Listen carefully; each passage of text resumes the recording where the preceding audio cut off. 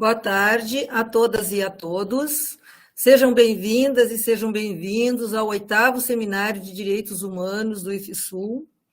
Sou a professora Rosane Bon, do Departamento de Educação Inclusiva da Pró-Reitoria de Ensino do IFSU, e vou me autodescrever. Sou uma mulher cis, fenotipicamente branca, tenho cabelo vermelho, comprido, uso óculos com aro incolor e estou com uma blusa verde. No fundo da minha sala tem uma escada.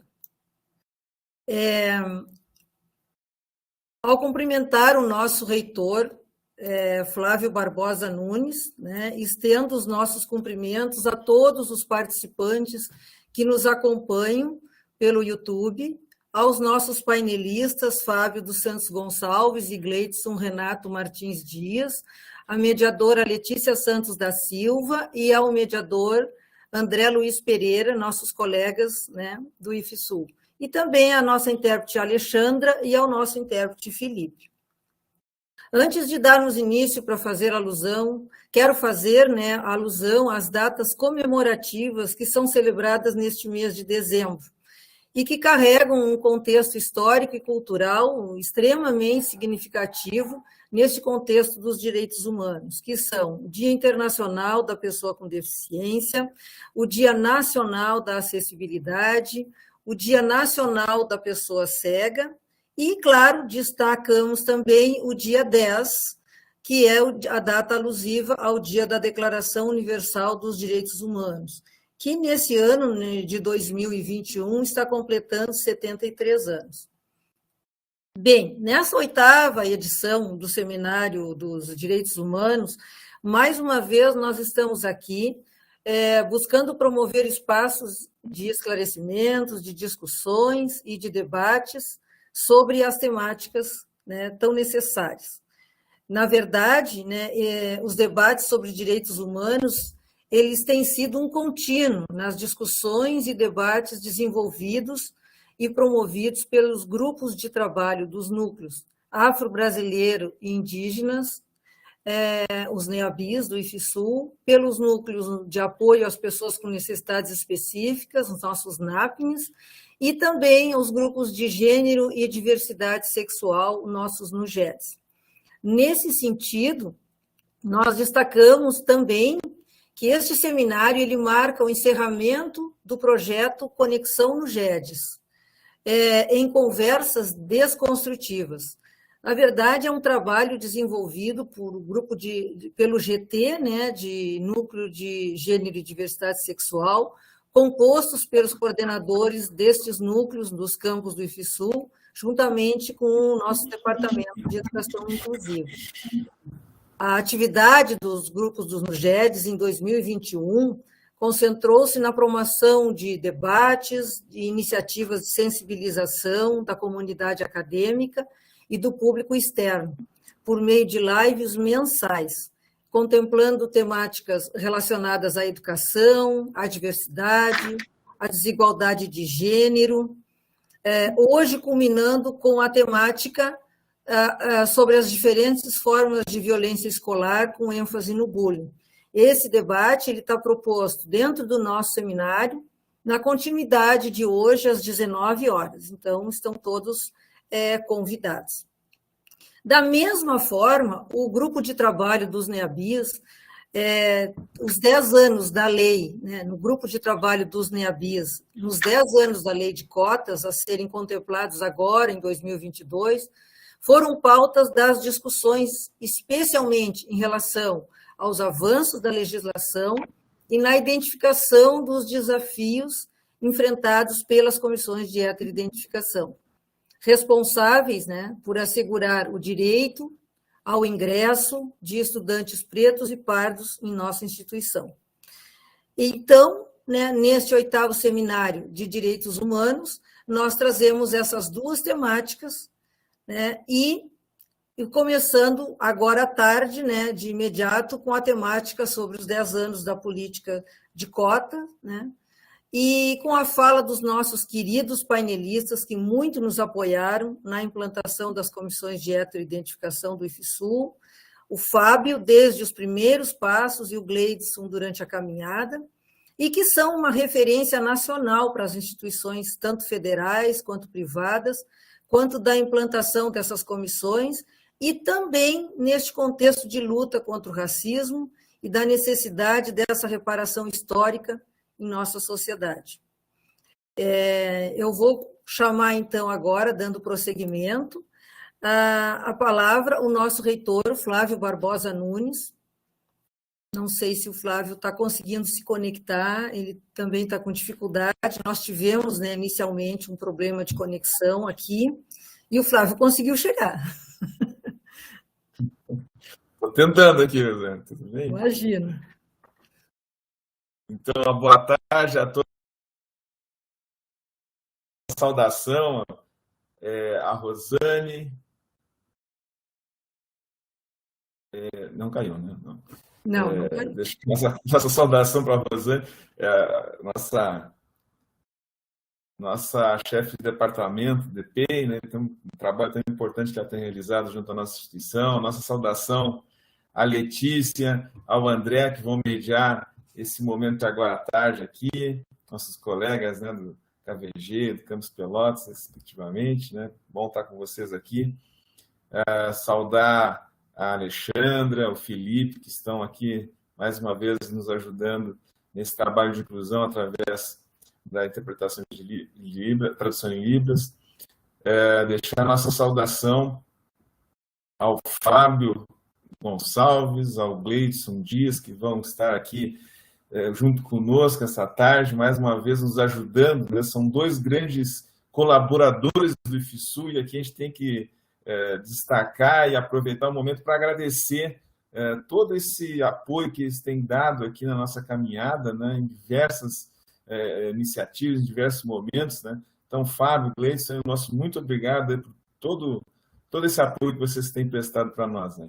E também deixar nossa saudação a todos que nos assistem aí pelo canal do YouTube, participando, né, do nosso 7º Seminário de Direitos Humanos, né, que nesse ano traz a temática aí da violência escolar e os direitos humanos, fato, fake e efetividade. Eu acho que um tema tão propício, um tema tão atual nos dias que vivemos, né, e mais uma vez, né, o pessoal da organização está de parabéns aí por estar pensando nessa temática, pensando, né, nas coisas que nos envolvem aí no dia a dia, né? A gente fica feliz, né, de estar concluindo o ano praticamente, né, com o nosso 7º seminário, né, um ano tão intenso de tantas atividades que a instituição propôs em parceria com os nossos UGES, com os nossos NEABs, com a DPEI, ou seja, com a instituição como um todo, né, pensando em tantas questões importantes para a nossa instituição, no sentido não só dos direitos humanos, mas nas questões de assédio, nas questões de igualdade racial, enfim, de estar pensando esses problemas e refletindo, gerando possibilidades de reflexão dentro da nossa instituição, para que a gente possa avançar enquanto instituição. E quando a gente fala em direitos humanos, a gente não pode deixar de falar, nesse momento que vivemos ainda, de pandemia, de sempre chamar atenção naquilo que se defendeu muito ao longo do ano passado e esse ano, no direito ao acesso à vacina, por exemplo, contra a Covid. Não podemos deixar de passar esse momento também e deixar nossa reverência às mais de 619 mil vidas perdidas aqui no Brasil para esse vírus. Não podemos deixar de falar da nossa solidariedade para com os milhões de brasileiros e brasileiras que sofreram ou sofrem os males que esta pandemia trouxe e está trazendo. E ainda nesse momento em que estamos passando por dias um pouco melhores em relação à pandemia, não podemos também dizer que ela não passou ainda. Estamos num bom caminho nesse enfrentamento de vencê-la, mas ainda não vencemos. E por isso não podemos descuidar dos cuidados que precisamos continuar tendo, como o uso da máscara, como o álcool gel, como evitar ao máximo as aglomerações, para que a gente possa, mais rápido possível, estar vencendo essa fase e a gente possa ter dias melhores aí na nossa caminhada. Destacar a importância da gente fazer essa reflexão dos direitos humanos dentro da nossa instituição. O nosso horizonte sempre deve ser pela busca da igualdade. Mesmo diante de todas as distorções e desigualdades que vivemos, infelizmente, dentro da nossa sociedade. Mas esse horizonte tem que ser perseguido por todas e todos nós. Não podemos perdê-lo de vista e trabalhar para chegar próximo dele. Na minha caminhada, eu tenho sempre como um grande princípio o respeito ao ser humano. E respeitar ao ser humano, no meu entendimento, é nos despirmos completamente dos nossos preconceitos, sejam eles raciais, sejam eles de gênero, sejam eles de status social, sejam eles de religiosos, enfim, de qualquer tipo de preconceito. E assim a gente poder enxergar as pessoas como elas são, pessoas, e poder entendê-las, e poder conversar, e poder estabelecer a nossa comunicação e o nosso entendimento das dificuldades, das angústias, dos anseios, dos sofrimentos dessas pessoas com quem nos encontramos. Então, esse é um princípio que todos e todas temos que continuar seguindo para buscar, né, um mundo melhor para todos nós estarmos vivendo. Tá bom, gente? Então, eu fico, mais uma vez, muito feliz de estar aqui junto com vocês, de participando da abertura do nosso 7º Seminário de Direitos Humanos, de poder estar contando mais uma vez com o Fábio e com o Gleidson, e desejar uma ótima continuidade de caminhada aí no nosso seminário. Valeu, Rosana, mais uma vez parabéns para ti e para toda a equipe aí na organização. Obrigado, bom seminário para todos, gente. Obrigado pelo esforço de estar aqui conosco nesse momento, tá? Valeu, muito obrigado. Fazendo parênteses, né, para que o pessoal saiba, eu estou em Brasília esses dias, né, e viemos aqui para algumas agendas, em defesa de alguns interesses do Instituto, e estou no hotel aqui agora, nesse momento, a internet está meio fraca, ainda bem, eu acho que deu tudo certo, mas eu não falei, acho que nem uma vez, né, Fábio? Vou continuar acompanhando aqui, então, vocês, tá bom, gente? Tá bom, abraço. Obrigada, Flávia. Obrigada. Bem, gente, então, assim, nessa continuidade, então, eu vou passar a palavra para os colegas mediadores, né, dessa tarde, a Letícia Santos da Silva, que também trabalha no DPI. A Letícia é assistente social na diretoria de ensino do KVG, né, nosso campus Pelotas Visconde da Graça. É membro da equipe do departamento, especialista em violência e intervenção intrafamiliar pela Unipampa e mestre em política social e direitos humanos pela UCPEL. E também para o colega André Luiz Pereira, nosso professor de filosofia do campus Pelotas, doutor em filosofia. Então, passo a palavra agora, então, Letícia, para ti, para o André, e que tenhamos todos um excelente evento.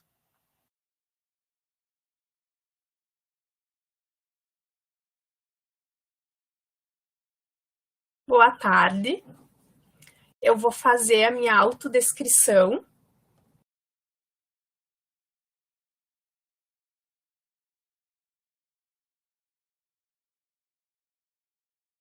Eu sou uma mulher branca, cabelos lisos, longos e castanhos, com mechas douradas, olhos castanhos, uso óculos, visto uma blusa azul com detalhes vermelho e branco, e atrás de mim tem uma parede azul. Como a Rosane já bem apresentou, e o Flávio, na tarde de hoje nós vamos dialogar a partir das contribuições dos painelistas que nos trazem a temática étnico-racial no campo do direito e a sua materialização no espaço educacional do IFSU por meio das práticas cotidianas de atendimento aos estudantes pretos e pardos. Então, eu vou dar início apresentando o nosso primeiro painelista, que é o Fábio dos Santos Gonçalves. Ele é advogado, historiador e professor, doutor em Epistemologia e História da Ciência pela Universidade Nacional 3 de Febrero, na Argentina, mestre em Direito pela Universidade Federal de Pelotas e mestre em Direito e Justiça Social pela Universidade Federal do Rio Grande. Especialista em Direito Processual Civil pela Faculdade do Alto da Lapa, medalha Zumbi dos Palmares pela Assembleia Legislativa do Rio Grande do Sul, autor das obras A Política da Morte, Questão Racial e Segurança Pública no Brasil Recente, e Iguais por Direito, Provocações acerca da desigualdade, reparação racial e da subrepresentatividade negra no Brasil Recente. Atualmente, ele preside a Comissão de Igualdade Racial da Ordem dos Advogados do Brasil, na subseção Pelotas, e ele é consultor do Instituto Federal de Educação, IFSU, para a implementação das comissões de heteroidentificação. Atuou junto ao Núcleo de Ações Afirmativas da Coordenadoria de Inclusão e Diversidade da Universidade Federal de Pelotas, pontualmente na Comissão de Heteroidentificação, desde o ano de 2016. Boas-vindas, Fábio. É um prazer tê-lo aqui novamente como parceiro do IFSU e eu passo a palavra.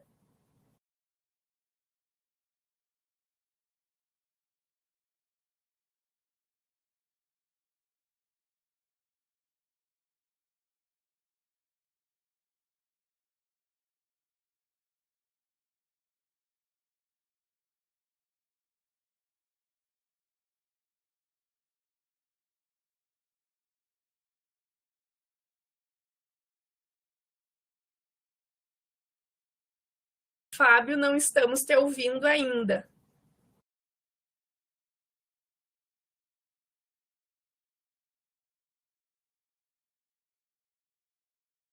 Logo, o Fábio retorna, vai verificar o seu som.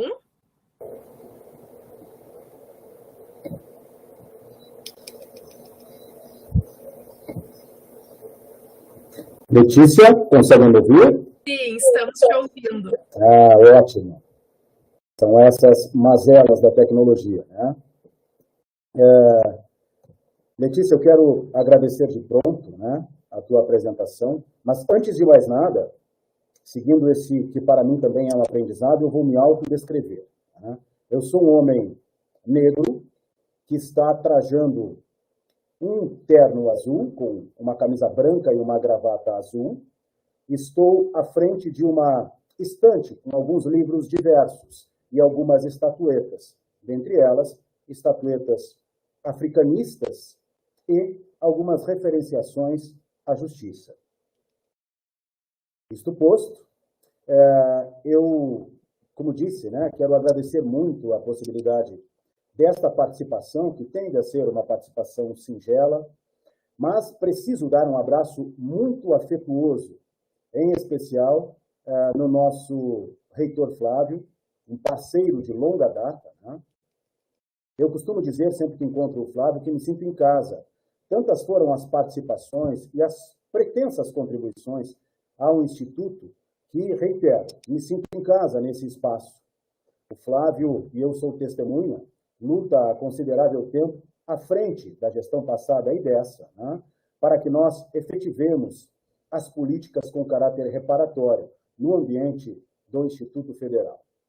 Eu sou muito grato, sinceramente grato por isso, partindo da visão de quem sempre foi um militante de movimentos sociais, sempre, desde que se entendeu enquanto negro em movimento, e que teve a oportunidade de ingressar em alguns espaços que são lidos como espaços de dignidade, dentre eles a antiga Escola Técnica Federal de Pelotas. Eu formei na Escola Técnica Federal de Pelotas no ano de 1995, no curso de eletrônica. Portanto, sou uma prata da casa e nada mais faço aqui do que retribuir o estudo de extrema qualidade que pude receber já naquela época, né, meados dos anos 90.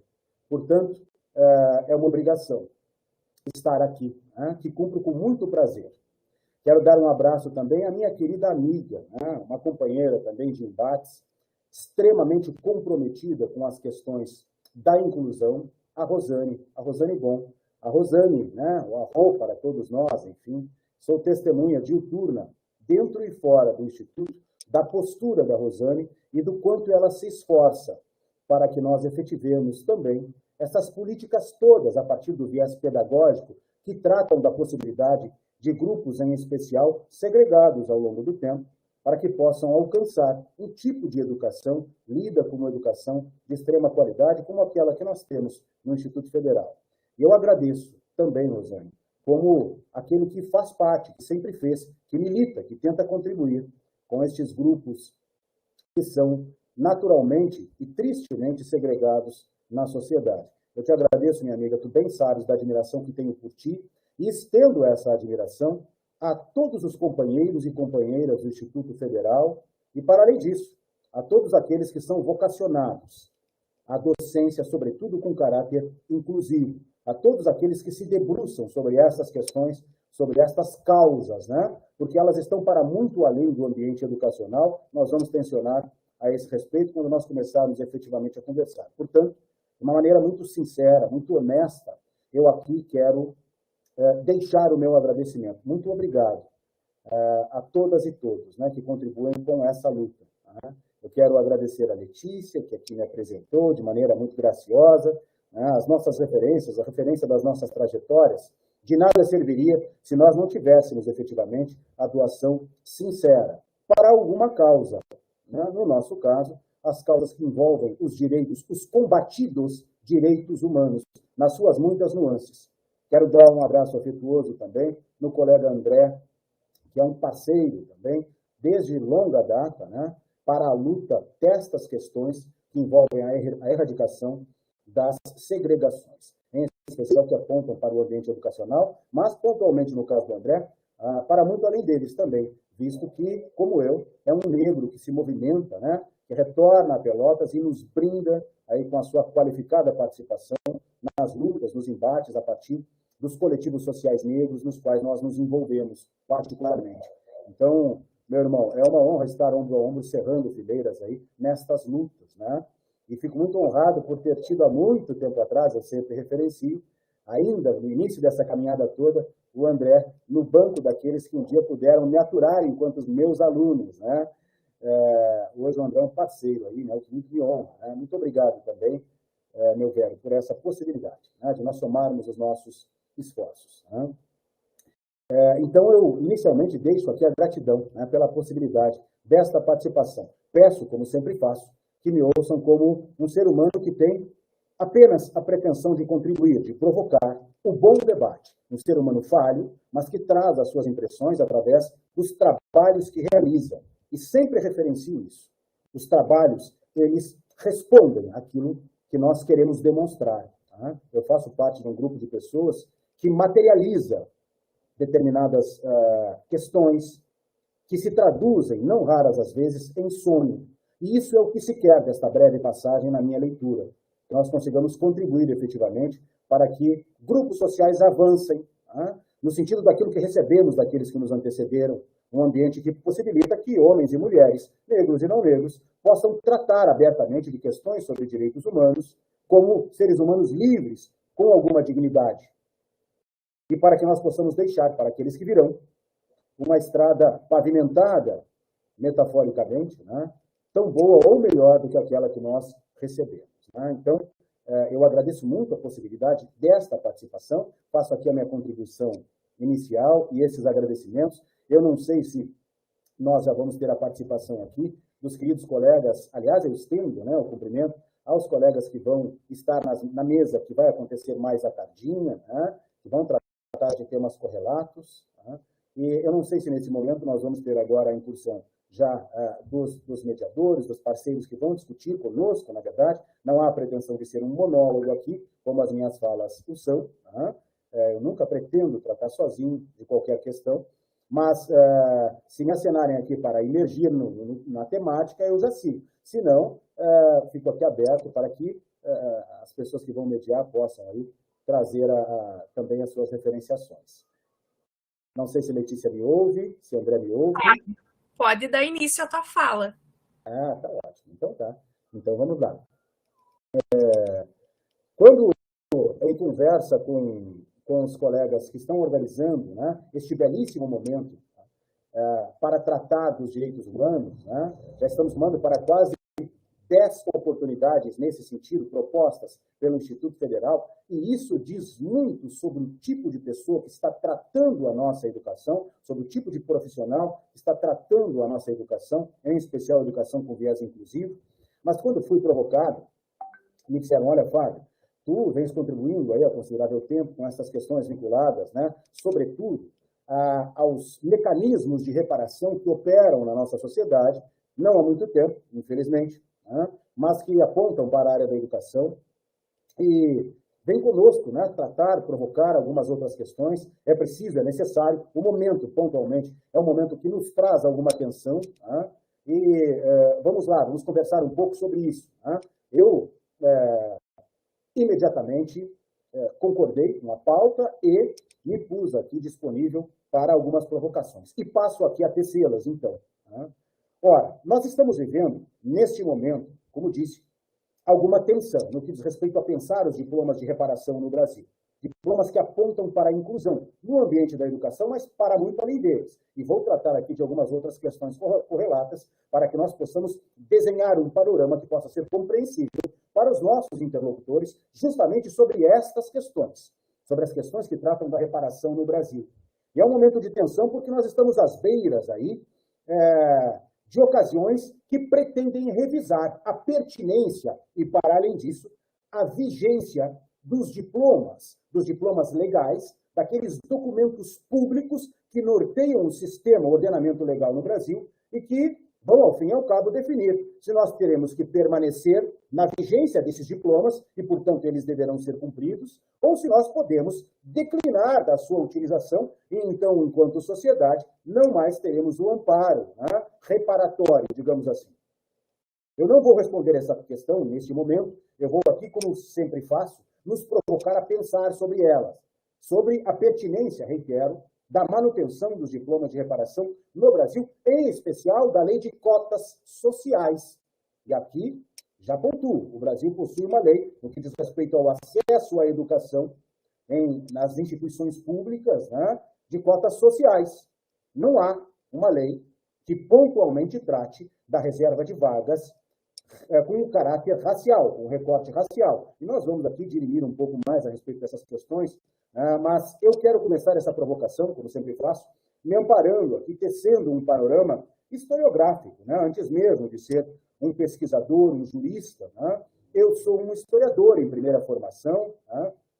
Que avança também nas carreiras aí do lato sensu e do estricto sensu na academia. Então, eu gosto, de uma maneira muito tranquila, de estabelecer um pano de fundo historiográfico para que as pessoas não pensem que nós estamos tratando das questões à solta ou que não há uma referenciação temporal para que nós consigamos efetivamente compreender o que está acontecendo no hoje. Né?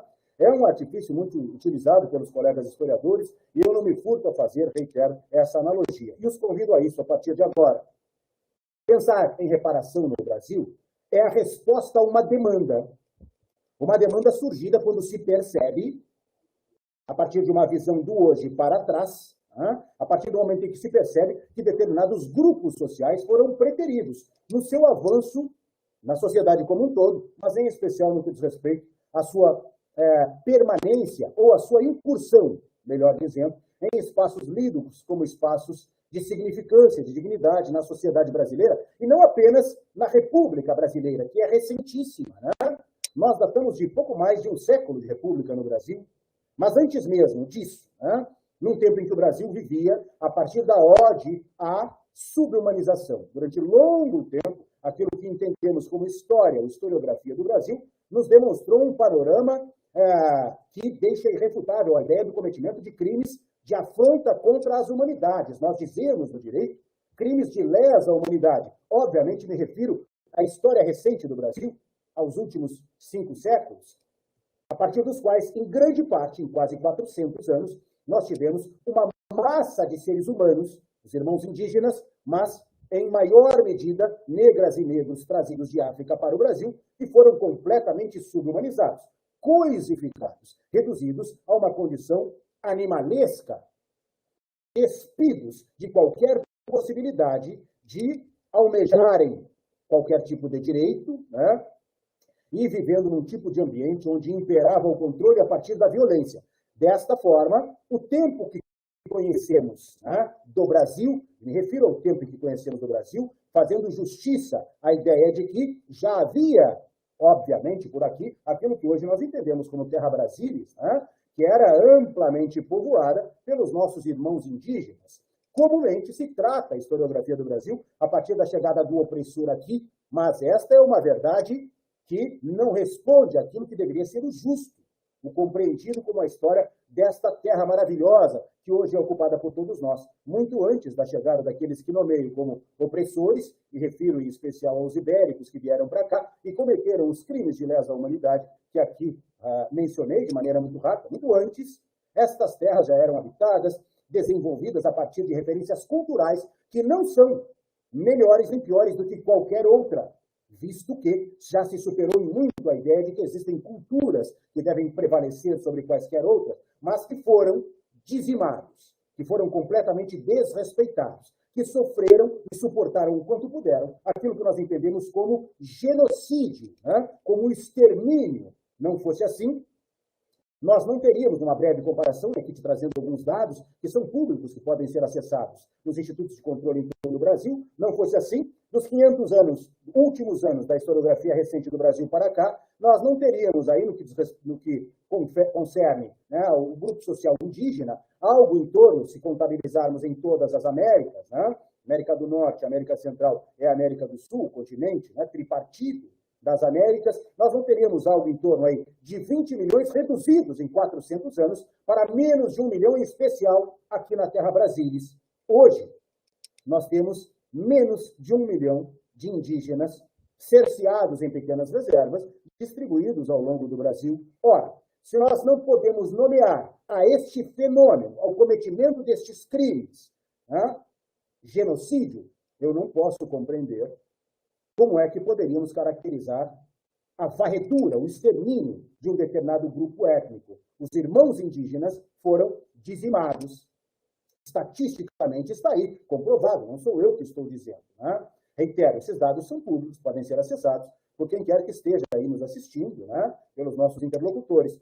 Não foi diferente com negras e negros, que também foram trazidos para a Terra Brasilis, como disse, contra a sua vontade, desde a África, e que foram subhumanizados. Seres humanos que foram entendidos como aqueles que não tinham alma. A exemplo que já havia acontecido com os indígenas nos primeiros anos da tomada destes espaços pelos opressores. Depois dos primeiros 30, 35 anos, né, quando se percebe, por parte do opressor, que a mão de obra escravizada, já escravizada, precisava ser substituída, né, dos indígenas para outro grupo qualquer, e foi escolhido o grupo étnico, né, dos negros que viviam em África, quando se percebe, né, essa necessidade, os seres humanos trazidos para cá, contra a sua vontade, eles foram, como disse, animalizados, coisificados, passaram a ser tratados como propriedade, e sobre eles, né, se tinha a ideia de que, enquanto os seres humanos verticalmente analisados como de menor capacidade, a partir das teorias racialistas que passavam a se desenvolver, eles precisavam ter a sua alma incutida, aquilo que se nomeia como alma, que se compreende como alma, incutida no seu próprio corpo. Isso esteve muito à responsabilidade de uma instituição que, para e passo, acompanhou o opressor, sem nenhum tipo de leitura aqui de juízo de valor, né, mas me refiro, por óbvio, à Igreja Católica, né? E esses seres humanos, então, foram minimamente aceitos, e neles foi incutida a alma, e a partir daí, então, eles puderam ser aceitos como uma massa de mão de obra tolerada, né? No entanto, animalizada, e que sofreu o revés deste crime de lesa humanidade.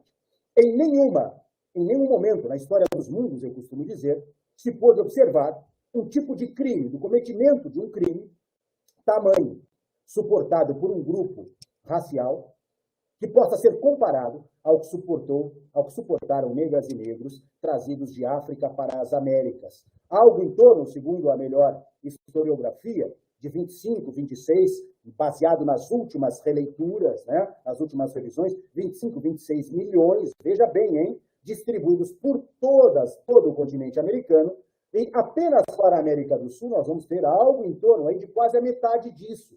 Vejam, observem o quanto se calcificou aqui, né, a ideia de que a subhumanização poderia servir a um tipo de empreendimento. Um empreendimento que tem que ser compreendido como um empreendimento mercadológico, um empreendimento mercantil, um empreendimento extrativista, né, diferentemente do que vai acontecer nas regiões do norte, da América do Norte, né, nas regiões centrais e do sul, nós vamos ter ferrenhamente a extração para o subsídio daquilo que deveria ser custeado no Velho Mundo, especialmente na Península Ibérica, né? Portanto, a extração, né, a retirada das riquezas das nossas terras, em especial na América Central e do Sul, foi o grande intento, né, desta empresa mercantil que subhumanizou este volume enorme de seres humanos durante este período.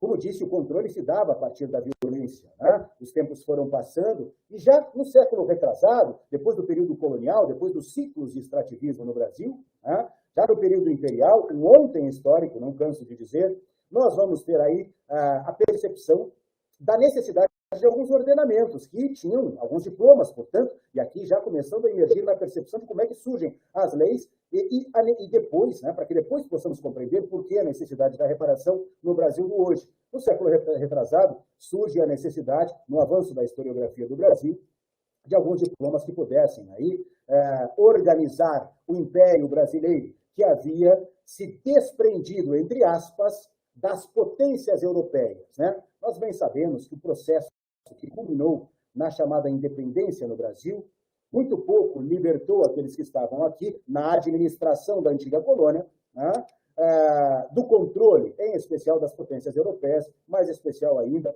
da potência conhecida como Inglaterra, desde aquele momento. Né? Em 1822 para 24, vamos ter um diploma constitucional no Brasil que já previa a necessidade de organização dos seres humanos que estavam por aqui entre grupos, né? Grupos de maior valoração social e de menor valoração social, e, por óbvio, os escravizados, os cativos, e, por gentileza, a expressão correta são escravizados, né? Porque foram seres humanos escravizados, quando nós, e essa é uma pretensão do movimento negro contemporâneo, né? Quando nós dizemos apenas escravos, nós estamos, em alguma medida, declinando da percepção necessária de que ocorreu o crime de lesa humanidade, o crime que escravizou, obviamente, contra a vontade daqueles seres humanos que estavam por aqui, desde a tomada desse espaço. Portanto, os escravizados, durante o período imperial, na pós-constituição no Brasil, né, no primeiro diploma constitucional, vão acabar aí sendo organizados a partir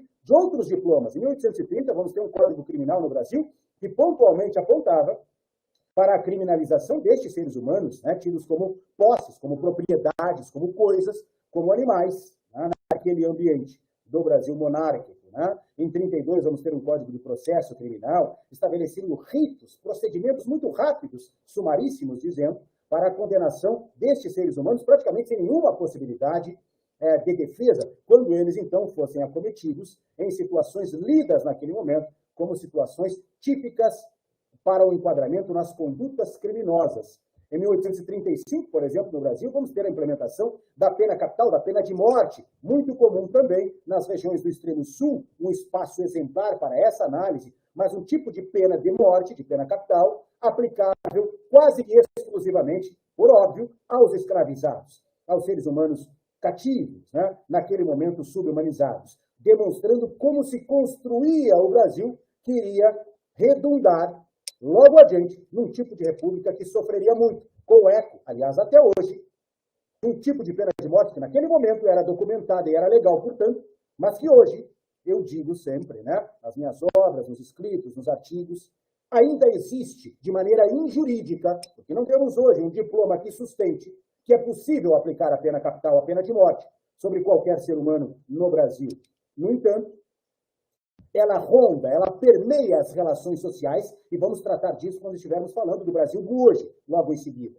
Eu quero dizer que o tempo avança, na segunda metade do século XIX, alguns colegas, historiadores e até mesmo alguns juristas, né, dizem não, houve uma suavização no trato daqueles escravizados, porque veja bem, Fábio, nós vamos ter, né, a lei do ventre livre, a proibição, através da lei Eusébio de Queiroz, do tráfico negreiro, nós vamos ter a lei dos sexagenários. Eu poderia aqui descaracterizar todos esses diplomas, objetos de pesquisas profundas, né, demonstrando que nenhum deles se cumprira sequer próximo daquilo que seria o rigor da letra da lei, muito antes ao contrário. Né? Ventre livre não se materializava, os cativos nascidos a partir daquele momento só efetivamente alcançavam algum tipo de liberdade, em algum nível, quando a sua expectativa de vida já estava se exaurindo. Veja, num ambiente onde a escravização imperava, nós vamos ter algo em torno de 23, 24, 25, 27 anos, na melhor das hipóteses, como expectativa de vida, né, a partir da análise da vida de um cativo, de um escravizado. Né? E o sujeito, quando efetivamente conseguia dar-se como liberto, né, a partir dos 18, 20 anos, ainda tinha que pagar uma soma em réis muito alta, e obviamente isso quase nunca se materializava. A lei que proibiu o tráfico negreiro, obviamente, a lei Eusébio de Queiroz, né, foi uma lei para os ingleses verem, como nós dizemos no jargão popular. Né? A lei dos sexagenários, reitero, né, de forma lógica se percebe que num ambiente de expectativa de vida de menos de 30 anos, ora, quem poderia chegar, né? Quem seriam os pretos, os raríssimos pretos velhos, a alcançar aí a casa dos 60 anos? E a própria lei que aboliu a escravização no Brasil, né? Uma lei muito curta, né?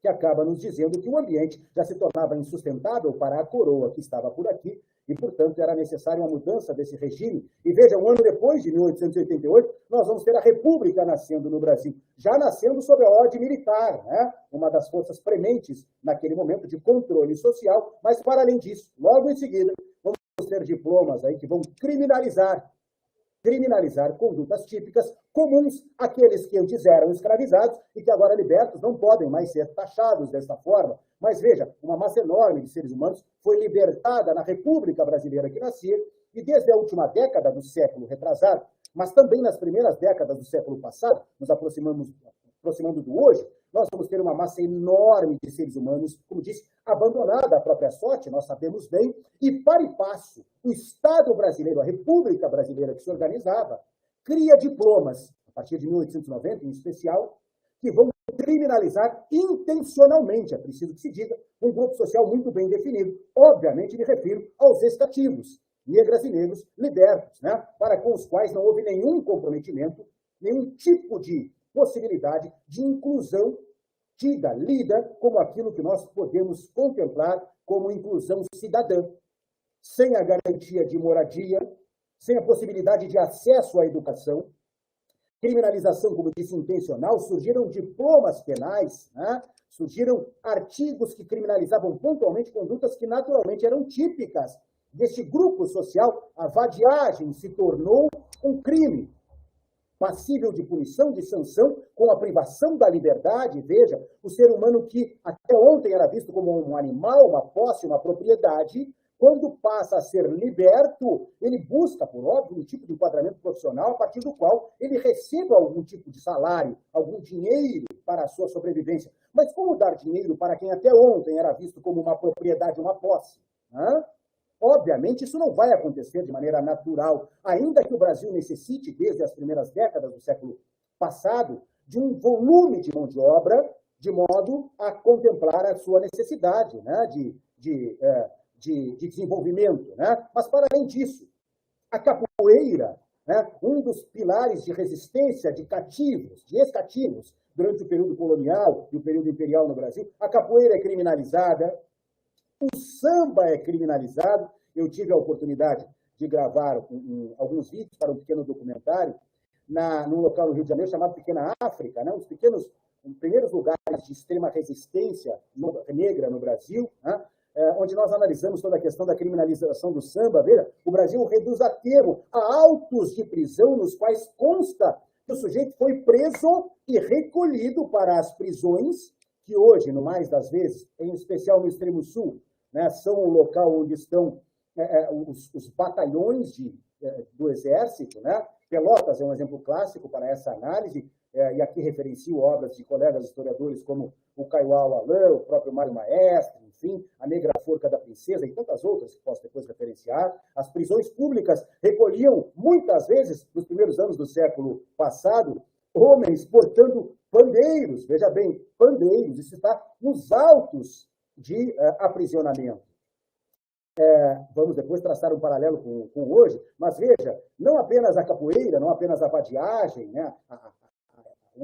A ideia do transeunte circulando como um vadio, não apenas isso, né? As religiões de matriz africana foram criminalizadas, isso está reduzido a termo no Brasil. Vejam que o Estado brasileiro, a partir da sua república, se funda de modo a aplicar sobre os seus grupos sociais um tipo de visão que não pode ser interpretada de outra forma, senão uma visão eugenista ou higienista. A ideia era varrer um determinado grupo social do desenvolvimento e formação da nova República Brasileira. Se pensava, isso está dito, né, corroborado por autoridades públicas, que se houvesse, por exemplo, um estímulo à composição de famílias não afrocentradas nas primeiras décadas, né, nós teríamos em 3, 4 gerações o embranquecimento. Veja bem, uma das estratégias para um tipo de nação brasileira mais limpa, segundo a criminosa compreensão das autoridades públicas naquele momento, seria o estímulo ao estupro de mulheres negras por homens não negros. E isso aconteceu, tristemente, centenas, milhares de vezes no Brasil, culminando com o advento da solidão da mulher negra, tão bem estudado e demonstrado hoje, e constatado estatisticamente, né, pelas nossas colegas feministas negras, em especial pesquisadoras. Mas, para além disso, né, o estímulo também de homens negros à composição de famílias não afrocentradas. Né? Veja, essas consequências refletem no hoje. O Brasil avança, nós não vamos encontrar jovenzinhos negros e negras nos bancos escolares nas primeiras décadas do século passado, salvo raras exceções, a partir de educandários organizados, é preciso que se seja justo, né? Comandados e organizados pela Igreja Católica, no mais das vezes. Então, é possível, nas nossas pesquisas, nós demonstramos, né, analisarmos as fotografias, né, 40, 50 crianças não negras, e 1, 2 ou 3 negras ali na fotografia, no retrato, né, e nós podemos perceber que esse fenômeno, obviamente, se desenvolve, ele avança até quase meados do século passado. Porque o Brasil entra, né, traçando um paralelo no desenvolvimento da história brasileira, em especial da economia brasileira, em alguns momentos em que será necessário o aumento da massa de pessoas para o trabalho, né, da massa de mão de obra. E aí, então, por óbvio, a necessidade da sobrevivência vai deslocar, né, negras e negros, e este fenômeno está amplamente analisado pela história, pelas escolas, né, de sociólogos, enfim, de filósofos que vão analisar este período histórico. Eu poderia aqui citar o Florestan, enfim, tantos outros, a integração Meucci, enfim, né, a integração do negro, né, na sociedade brasileira, na sociedade de classes, delimita, desenha isso de modo a que não haja, que não se possa refutar. Mas veja, o tempo avança, né? Os movimentos de contestação no Brasil, e para e passo a isso, né, os movimentos negros, os coletivos negros, que datam de muito tempo, e aqui abro uma janela para que se perceba, né? Desde a chegada do primeiro tumbeiro no Brasil houve resistência, nós vamos ter experiências republicanas no Brasil, negras, prioritariamente negras, e me refiro aqui por óbvio, né, ao coletivo de aquilombados na Serra da Barriga, Palmares, né, que atravessa, né, século XVI para século XVII, através de lideranças de mulheres negras como Dandara, como homens negros como Gangazumba, e o ícone maior, Zumbi dos Palmares. Mas durante toda a historiografia recente no Brasil houve resistência, e na República que se desenvolve, que estamos agora tratando, não foi diferente, né? Aliás, desde o século retrasado, no período imperial, nós vamos ter, inclusive, a imprensa negra clandestina se desenvolvendo, mas não deixando de registrar as agruras e as lutas de negras e negros no Brasil, né, que tendia a ser um Brasil, digamos assim, mais convulsivo. Isso se materializa, né, no século passado, com a organização, eu poderia citar aqui muitos movimentos, Movimento Negro Unificado, né, Teatro Experimental do Negro, enfim, tantas outras iniciativas. Mas o tempo avança e nós vamos aparecer nos bancos, né, em especial do final do ensino basilar brasileiro, na década de 50 para 60, e adentramos as universidades, de maneira muito singela, na década de 60 a 70, né? E o Rio Grande do Sul vai ter uma participação crucial nesse procedimento, né?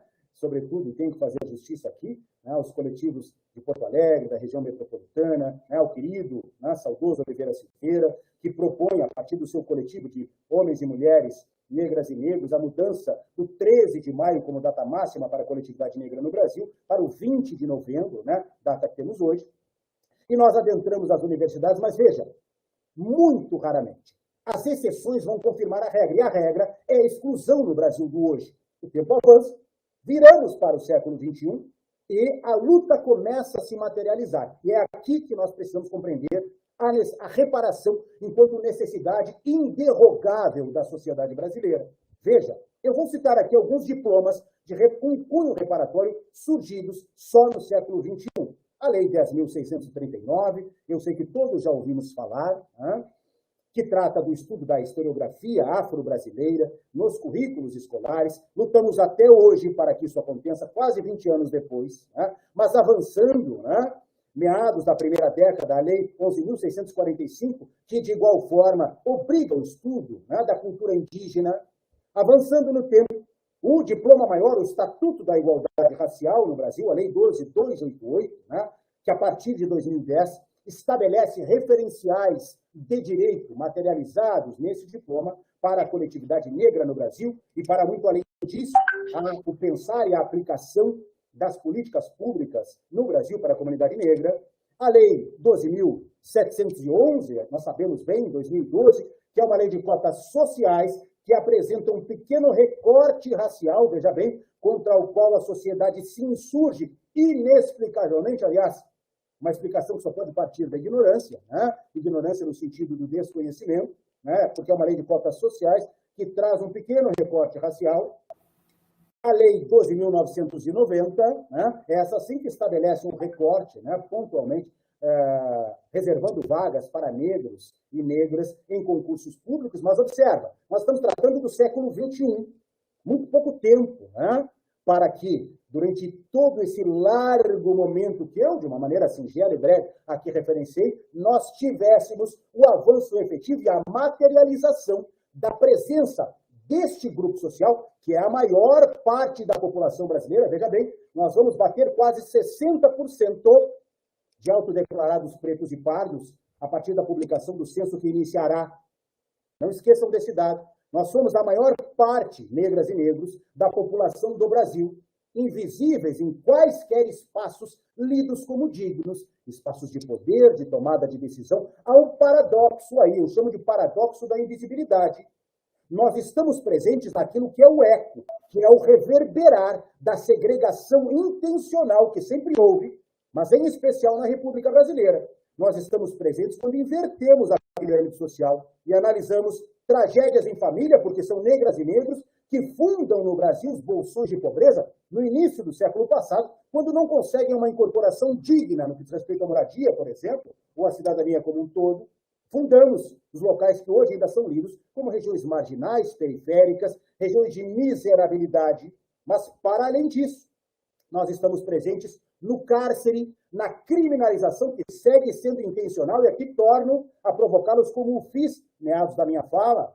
Há no Brasil um tipo de morte injurídica que paira no ar e que vitima, a partir de uma ideia de punitividade intencional, um grupo social muito bem definido, que é o grupo social dos negros. Não fosse assim, o imenso maior volume de população carcerária no Brasil não seria de pretos e pardos, e o é.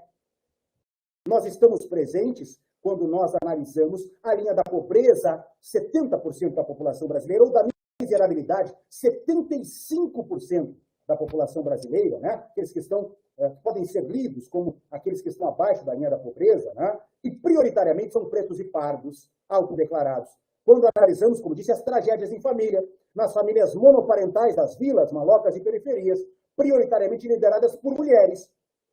Quase 70% das famílias monoparentais no Brasil são chefiadas por mulheres. E desse quantum, 66%, segundo mapas e atlas da violência, publicados nos últimos anos, são mulheres pretas ou pardas. que são vitimizadas sistematicamente pelas tragédias de família e são aquelas que sofrem as agruras no que diz respeito, quando analisamos, por exemplo, o crime de feminicídio, nós bem sabemos que são as mulheres negras as que mais sofrem. Isso também está materializado naquilo que registra o Sistema Nacional de Segurança Pública nos últimos mapas da violência por Estado ou como um todo, como queiram analisar no Brasil. Né? Nós temos obras aí, como foi referenciado, que publicam, que deixam isso escancarado. Uma das minhas obras trata pontualmente dessas questões. É indeclinável a percepção de que há necessidade de reparação. E nós bem sabemos, vamos aqui para o final dessa provocação inicial, a educação é a cura para todos os males. Ora, antes de qualquer coisa, como disse, eu sou um pretenso educador que tenta de maneira singela contribuir. A partir disso, não posso declinar da ideia de que a educação é a grande saída para todas essas questões.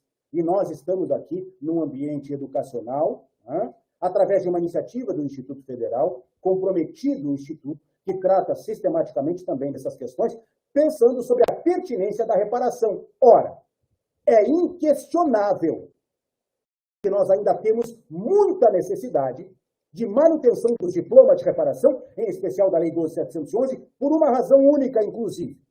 Todos esses diplomas que aqui citei foram aprovados no Congresso Nacional, porque são diplomas federais, e foram sancionados pelas respectivas presidências da República nos últimos anos, para muito aquém daquilo que os textos originais apregoavam. Eu tenho um trabalho no qual analiso os textos originais propostos pelos parlamentares e aquilo que foi aprovado. Nós bem sabemos, a aprovação ela depende, não raras às vezes, de negociação política, e muito daquilo que é necessidade deixa de existir, porque é necessário aprovar, em alguma medida, o diploma reparatório. E assim houve no Brasil, em especial com o Estatuto da Igualdade Racial, Lei 12.288, e com a Lei 12.711. Nós não queríamos, nunca quisemos. O movimento social sempre lutou por uma lei que tratasse pontual e exclusivamente de reserva de vagas para negras e negros no Brasil. O que foi aprovado está para muito, muito aquém disso. Nós bem sabemos, no exemplo de 100 vagas, por fim, 50 vão para a escola pública, 25 vagas vão para famílias com renda per capita de até 1,5 salários mínimos, nós bem sabemos, 12,5 são distribuídos para vários recortes. Indígenas, através da incursão agora da Lei 13.409, pessoas com deficiência, e então o restante, 2, 3, 4 vagas para autodeclarados pretos e pardos. Veja, eu começo com um exemplo de 100 vagas para desenhar, para que as pessoas compreendam. E, ao fim e ao cabo, temos 2, 3, 4 vagas para pretos e pardos. Ora, segundo a Organização das Nações Unidas, apenas no ano 2116 teremos algum tipo de reparação no Brasil, de equidade no Brasil, se cumprirmos à risca os diplomas de reparação vigentes. Apenas em 2116. Nós sabemos, em especial no momento em que estamos sofrendo um franco ataque, que o cumprimento não será pontual, que nós teremos muitas dificuldades. Portanto, essa data referencial de 2116 tende a se afastar muito mais. Talvez, no ano 2300, nós tenhamos algum tipo de equidade no Brasil. Nós vamos lutar para que isso aconteça muito antes. Mas observem, quando pensamos a pertinência de diploma de reparação, quando pensamos em inclusão, sobretudo de grupos racialmente preteridos na história do Brasil, é incontestável, é premente a manutenção dos diplomas que aí estão e a sua qualificação. Então, como provocação inicial, nesse singelo desenho aqui, eu quero lhes dizer que não há como sustentar que qualquer diploma de reparação, em especial com caráter racial, deixe de existir no Brasil, neste momento. Muito antes, ao contrário, permanecer em espaços de educação, e aqui apontando para a Lei 12.711, não é tarefa fácil. Eu tive a honra de sustentar, em especial na Universidade Federal de Pelotas, já em 2012 para 13, depois de 2015 para 16, a necessidade da reserva de vagas, num primeiro momento na graduação, e a sua aplicação conforme a lei, mas depois na pós-graduação estricto sensu, eu estive lá, eu pude, ao lado dos meus pares, fazer a defesa oral frente aos conselhos superiores, mas nós sabemos bem, logo percebemos que manter um aluno pobre ou na linha da miserabilidade nos ambientes de educação não é barato, é muito custoso. E não estou me referindo apenas às questões financeiras. Transbordam os casos, as denúncias de perseguição com cunho racial, de injúria racial sofrida, de ameaça, como se as pessoas tivessem o poder sobre a vida umas das outras, porque eventualmente são docentes, porque controlam bolsas de estudo, porque sabem que aquele aluno, aquela aluna precisa do incentivo, do dinheiro do Estado, dinheiro que é de todos nós, para a sua sobrevivência. Portanto, a permanência e a manutenção também são muito dificultosas, né? Sorte que nós temos um ambiente como o ambiente do IFSU, diferenciado, né? Acolhendo, ajudando a manutenção. Eu lembro como se fosse hoje, para terminar realmente aqui, devolver a palavra para a Rosane. Na minha época, na Escola Técnica Federal de Pelotas, que viria a ser o IFE, né? Anos depois, havia um refeitório. E eu era aluno pobre, eu fiz 2 ensinos médios. Eu estudava no Joaquim Duval, na Santa Terezinha, saía às 11h15 para almoçar na Escola Técnica, porque tinha lá o refeitório. Me lembro até hoje de uma senhora grisalha que nos servia o alimento, né, na linha de servir, e sempre botava um pouco mais de arroz para mim, porque sabia que eu tinha fome. Eu vinha desde as 6 horas da manhã da outra escola, né, e ia para a Escola Técnica, almoçava, estudava eletrônica lá, saía às 6h15, jantava lá, porque era aluno pobre, e trabalhava de bolsista para receber o meio salário mínimo, que fazia toda a diferença na minha vida e na vida dos meus 12 outros irmãos, porque eu tenho 13 irmãos. História típica e comum para homens e mulheres negras pobres, sobretudo nessa região. Portanto, a minha manutenção na Escola Técnica, hoje IFE, se deu muito pelo alimento que eu recebi, pela qualidade do ensino, pela forma como eu fui acolhido, né? E graças a isso eu pude hoje, em alguma medida, né, posso hoje funcionar meramente como uma referência de quem estimula, apenas de quem estimula outros jovens, meninas e meninas, negros e ali mesmo não negros, para que contribuam para uma sociedade mais inclusiva e para que possam ocupar espaços que são lidos como espaços diferenciados. E, ao fim e ao cabo, para que possam manter a sua dignidade, para que possam melhorar a nossa sociedade. Eu quero aqui agradecer muito, né, a possibilidade dessa singela participação aqui, né? Como disse, é um lampejo aqui, né? Um passear, uma provocação, né? Para que os nossos interlocutores possam pensar a pertinência das políticas de reparação, em especial desses diplomas inclusivos de que estamos tratando. Parabéns, Rosane, Flávio, estes seminários são um extremo diferencial na formação de todos nós, né? Que vocês tenham força sempre para ampliá-los e que logo estejamos, não na 8ª, que nós estejamos na 18ª, na 28ª, enfim, né? Quanto tempo mais nos for permitido para tratar essas questões. Muito obrigado.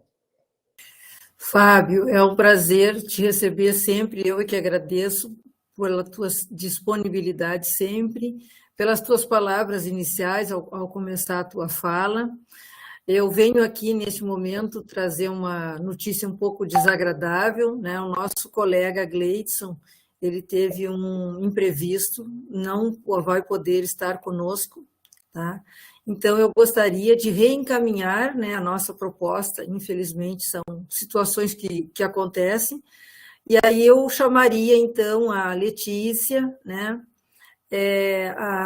o André, que são os nossos mediadores, né, para fazer uma fala, conversar, né, contigo sobre essa política os 10 anos dessa política, né, que tu muito bem já colocasses o quanto ela, né, precisa avançar e o quanto, na verdade, ela ainda não está a contento, nem na questão, nem dando conta dessa reparação, né, necessária. Então, eu chamo a Letícia e o André para seguirem conversando contigo, tá bem? Tá ótimo. Agradeço muito, eles devem estar... Oi, André. Olá, boa tarde. Boa tarde. Bom, vou me autodescrever antes de começar a minha consideração. Eu sou um homem negro, de barba branca, de cabelo curto, raspado, estou vestindo uma camisa verde, um óculos com armação arredondada. Nas minhas costas está uma estante de livros e com alguns quadros coloridos. Eu quero agradecer ao Fábio pela bela exposição e, enfim, né, a nossa história de vida acaba se cruzando em muitos momentos, né, Fábio? Desde sempre, né? de militância, de homens negros que vivem numa cidade extremamente racializada e que sabem das dificuldades que tem no trânsito dentro de algumas estruturas que, como tu bem coloca, são inscritas e consideradas para pessoas brancas, né? Isso é importante na tua consideração. Eu quero fazer uma breve correção. A Rosane me apresentou como professor de Sociologia e de Filosofia e doutor em Filosofia. Eu sou professor de Sociologia e doutor em Sociologia, com um doutoramento pelo Programa de Pós-Graduação em Sociologia da Universidade Federal do Rio Grande do Sul, com uma tese de doutorado que trata sobre as políticas de promoção da igualdade racial no nível dos municípios, né, na implementação dentro de uma estrutura municipal. E para isso, Fábio, eu queria te fazer algumas provocações para avançar para além do campo do direito. Eu sei que tu tem um horário, então eu vou ser bem breve, assim, nas minhas eu queria colocar para ti, Fábio, primeiro, assim, saudar a construção do trabalho que tu fizeste junto com um grupo de camaradas no que diz respeito às comissões de heteroidentificação aqui no Rio Grande do Sul e na região sul do país, né? Considerando que estamos também no estado e na região mais racista desse país, né? Então, isso diz muito a importância desse trabalho, né? Ela é fundamental. E eu queria pensar contigo, Fábio, assim, pontualmente, para além das questões do direito, as condições de permanência e êxito de estudantes cotistas com recorte étnico-racial nas instituições federais de ensino, tanto a universidade quanto os institutos federais, considerando que a política de cotas ela apenas abre a porta para que os estudantes consigam minimamente, tu colocaste no final da tua fala com bastante maestria, né? As instituições abrem a porta minimamente, são 4 ou 5 vagas, e isso causa um incômodo tremendo. Agora, tu imagina, Fábio, se entrassem por semestre ou por ano nas instituições federais de ensino 150 pessoas negras, 200 pessoas negras por campus, se nós tivéssemos 50% de vagas reproduzindo o que é a estrutura demográfica desse país, né? Porque eu tenho afirmado, o próximo censo vai dar conta de que nós somos mais de 60% da população do país, né? Imagina se isso fosse de fato respeitado dentro da estrutura da política de cotas, o que não é, e nós sabemos, né, tu coloca muito bem os diplomas legais que regem isso. Então, pensar as condições de permanência e êxito, porque as instituições públicas, federais, não têm preparação para isso. Digo isso baseado em pesquisa, baseado em toda a literatura sociológica que hoje dá conta de pensar as políticas de promoção da igualdade racial dentro das instituições federais de ensino, né? Cito aqui o professor Salles Augusto Júnior, que é professor da UNB, tem um trabalho fantástico para pensar justamente as condições de permanência de estudantes cotistas com recorte étnico-racial. Depois, Fábio, eu quero que tu, por favor, tu é um especialista, né? Especialista em legislação, um cara do direito, que tu consiga expor para nós, né? Quais são os limites da implementação da Lei 10.639 de 2003, que depois é regulada pela 11.645 de 2008? Por que eu digo isso? Porque são 18 anos de promulgação e publicização da lei e 99% das instituições de ensino, de educação básica desse país não cumprem, inclusive a instituição que nós trabalhamos, né? E o debate, não só o debate, mas o incômodo que isso causa na hora de discutir o currículo, de discutir a estrutura curricular. Porque tu trouxeste no final da tua fala outra questão importante, Fábio. Os nossos estudantes, infelizmente, ainda não se sentem reconhecidos dentro das instituições. E esse é um problema sério que a gente precisa lidar, porque você não pode, a cada semestre, colocar, sei lá, 20, 30 estudantes negros dentro de um campus e no próximo semestre você tem 3, 4. E os encontra na rua e eles nos dizem, pô, professor, aquela instituição não é para mim. Eu não me senti representado lá dentro, eu não me reconheci, eu não me identifiquei. Né? Então, eu gostaria de pensar isso contigo aí, fazer essa provocação. Por fim, Fábio, tu trazes com muita propriedade a questão da invisibilidade. Já visto, inclusive, né? Eu conto, no campus que eu trabalho, nós somos 400 docentes, aproximadamente 400 docentes no campus Pelotas. E nós contamos em 2 mãos, não mais do que isso, o número de docentes negros. Temos um problema sério na organização da nossa política de cotas para ingresso na instituição, né? O que eu chamo de fatiamento dos concursos. Então, Se você fatia os concursos, você não é obrigado a ofertar a política de cotas. E eu não tenho problema nenhum em dizer isso, é só pegar os editais, a gente pega os últimos editais de concurso e isso está posto e evidente. Então, o Fábio me conhece, eu não tenho essa coisa da gente, porque o dado ele é evidente, ele não pode ser falseado. O dado ele se dá de maneira que não haja como você dizer não, isso não é verdade. Então, pensar nessa questão da invisibilidade, porque a invisibilidade nos leva a um outro problema, que é a guetização, nos colocam num canto. Então, os professores negros vão para o NEAB, os professores que têm orientação sexual diversa vão para o NUGEDS, ou as mulheres feministas vão para o NUGEDS, e está tudo bem. Está todo mundo acomodado. Quando, na verdade, a gente tem que pensar esse tipo de política dentro de toda a estrutura da instituição.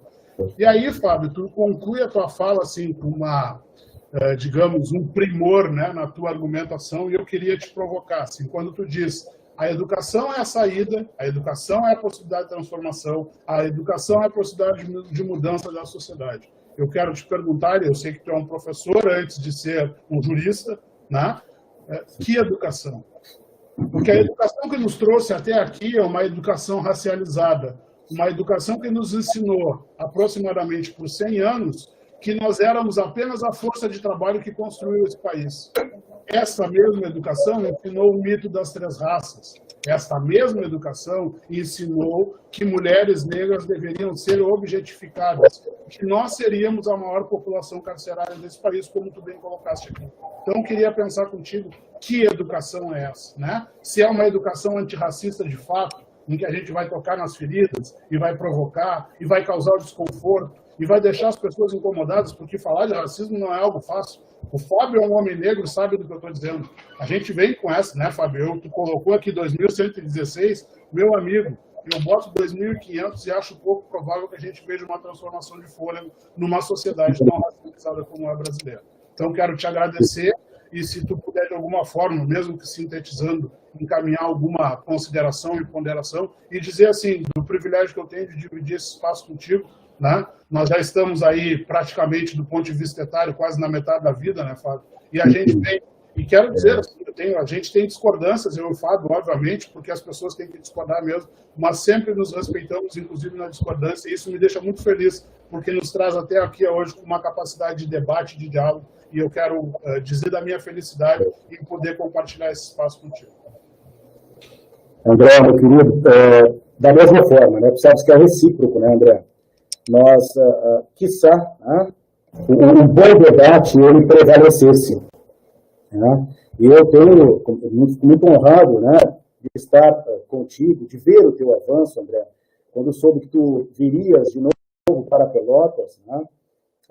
Eu tive certeza que tu irias, obviamente, novamente emergir nas nossas lutas aqui sociais, porque é do teu caráter, enfim, nós não somos acomodados, nós somos insurgentes.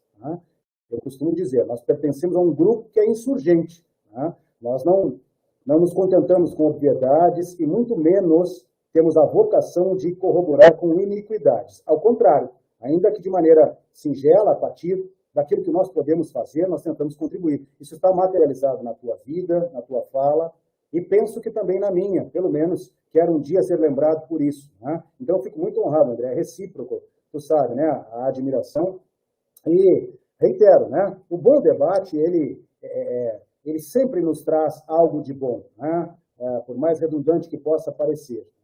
E esse nosso momento aqui é um momento excepcional, porque nos possibilita, a partir, em especial, do que está aqui acontecendo, trazer as impressões de 2 homens negros, sensíveis ao reverberar desta luta toda, ou seja, que também percebem que há determinadas nuances, determinadas particularidades e peculiaridades envolvendo outros grupos, envolvendo as mulheres negras, envolvendo outras comunidades, como tu bem colocas, E isso é interessantíssimo, e eu preciso referenciar isso, André, porque há muito pouco tempo atrás, esta situação, este momento, ele seria impensável, tu bem sabes. Inclusive, se nós tivéssemos a mesma formação que hoje temos.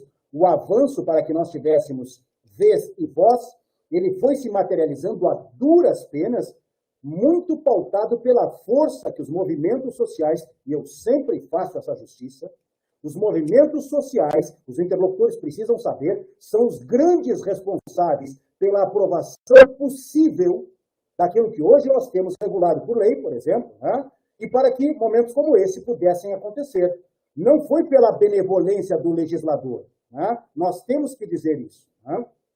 Senão as pessoas ficam pensando, André, que não, alguém um dia acordou no Congresso Nacional e resolveu que ia nos ajudar. Enfim, então não. Muita gente entregou a própria vida, nós bem sabemos. Mas vamos às suas provocações aqui bem pontuais. Eu vou tripartir em 3 momentos. Primeiro, a questão da permanência, né, tu me provocas, e a dificuldade do alunato permanecer, e até mesmo do profissional negro, André, que amparado na 2.990 ingressa, como tu bem colocas, nas instituições e não se sente referendado, muito pelo contrário, se sente discriminado por concepções, né, que inclusive se materializam, não raras às vezes, e digo aqui amparado pelos processos de que atuo, se materializam através de chacota, através de injúria, né? Então, alunato e profissionais, no que diz respeito à permanência, depois a questão da Lei 10.639 e os óbices, né? As dificuldades que são aludidas como impeditivos para efetivo cumprimento desse diploma, já em quase 20 anos de luta, né? Então, esse é um segundo momento. E um terceiro momento, André, que tipo de educação, tu me provocas, temos que ter, já que a educação é a cura para todos os males, né? Eu vou começar, se tu me permite, de trás para frente. Eu leciono hoje na Escola Superior de Advocacia do Rio Grande do Sul e leciono educação antirracista. É a disciplina que trabalho, André, né? Prioritária, mas não apenas para juristas. Né? E eu já respondo a partir daquilo que desenvolvo lá. Né? Quando me provocas, Fábio, qual tipo de educação?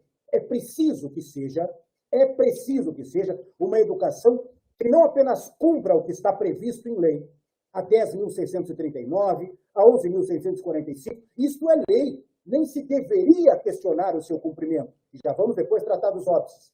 Mas precisa ser uma educação antirracista, que combata, num primeiro momento, dentro do peito do próprio docente, André. Nós bem sabemos que temos um volume enorme de colegas que resistem, a partir da sua concepção, ao cumprimento dessas leis, a um tipo de educação que supere o racismo.